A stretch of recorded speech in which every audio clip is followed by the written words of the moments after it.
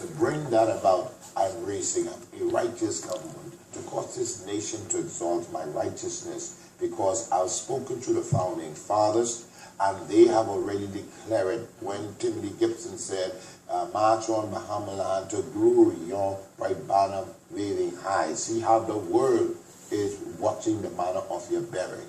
And when we became an independent nation, we heard the words of Ari Cooper.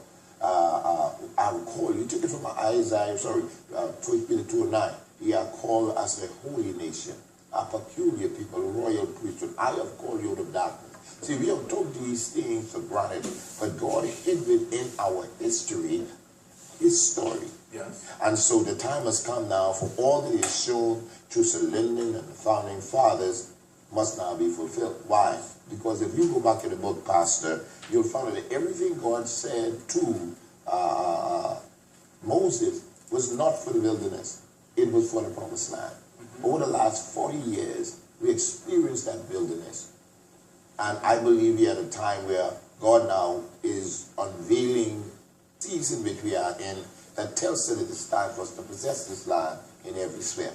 Hence, the government, the economy, the church, the social order, the tourism, everything that glorify God at this time. The devil don't like it, and he's fighting our nation. He has a dark cloud over our nation, but it's going to move. Bahamas is drifting more and more from God, in your opinion?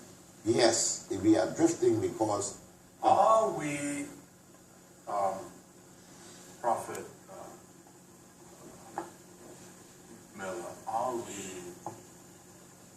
living the Isaiah prophecy, where Isaiah said in Isaiah 29:13, we are a people that talks God. Let me read it. For as much as this people draw near to me with their mouth and their lips, but do not honor me with their heart. Is that where the Bahamas is approaching, or are we at that? Well, basically you can say we're at that point, because I'll give you a quick example. Peter says, silver and gold have I none, but such as I have give I thee in the name of Yeshua. He told the lame man to rise up and walk. The church has, many church has wealth, but has no power.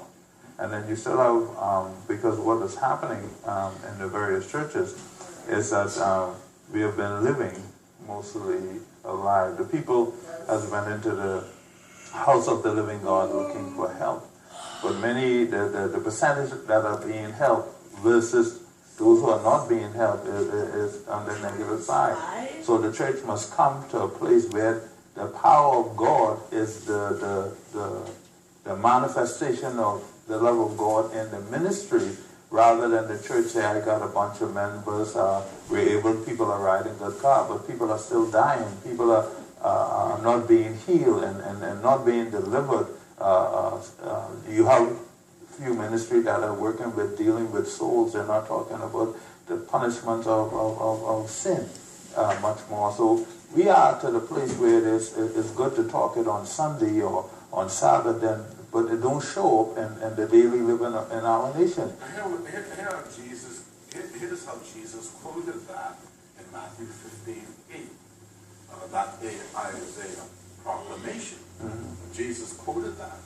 And I go around,